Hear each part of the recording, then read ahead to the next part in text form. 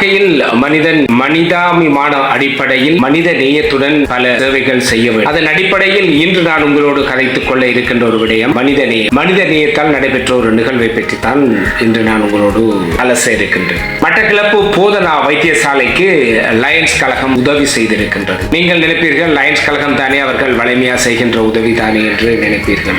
எதுதான் இருந்தாலும் ஒரு உதவி செய்வதற்கு ஒரு மனம் வேண்டும். அந்த மனதை இந்த லயன்ஸ் கழகத்தில் இருக்கின்றவர்கள் செய்திருக்கின்றார்கள். மட்டக்களப்பு போதனா வைத்தியசாலையின் அதிகாரிகளின் வேண்டுகோளை ஏற்று இந்த பெரியதொரு உதவியை மட்டக்களப்பு லயன்ஸ் கழகத்தின் ஹெரிடேஜ் மனிதநேய பிரிவால் மட்டக்களப்பு வைத்தியசாலையின் புற்றுநோயாளர் சிகிச்சை பிரிவுக்கு சில மருந்து பொருட்களும், முக்கியமாக இந்த காலத்தில் அதிக வெப்பமாக இருக்கின்ற காரணத்தினால் அந்த மின்விசிறிகளும் வழங்கி இருக்கின்றார்கள். ஒரு பாராட்டத்தக்க விடயம், உண்மையில் ஒரு பாராட்டத்தக்க விடயம். மட்டக்களப்பு போதனா வைத்தியசாலையின் பதில் பணிப்பாளர் வைத்திய கலாநிதி ஆர் முனீஸ்வரன் தலைமையில் நடைபெற்ற இந்த நிகழ்வில் மட்டக்களப்பு போதனா வைத்தியசாலையின் பிரதி பணிப்பாளர் திருமதி மைதிலி பாதுலட் அவர்களும் கலந்து சிறப்பித்திருக்கின்றார்கள். இதேபோல் மட்டக்களப்பு லயன்ஸ் கழகத்தின் ரெஜி ஹெரிடேஜ் மனித நேய பிரிவின் தலைவர் ஜி மோகனராஜ் அவர்களும், சர்வதேச லயன்ஸ் கழகத்தின் 306வது B1 பிராந்திய தலைவர் என் சுதாகரன் அவர்களும், மட்டக்களப்பு மாவட்ட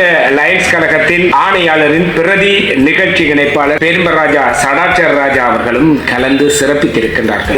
மட்டக்களப்பு போதனா வைத்தியசாலையின் கணக்காளர், வைத்திய அதிகாரிகள் மற்றும் எங்களுடைய ஹெரிமேஜ் மனித நேய கழகத்தின் உறுப்பினர்கள் என பலரும் கலந்திருக்கின்றார்கள்.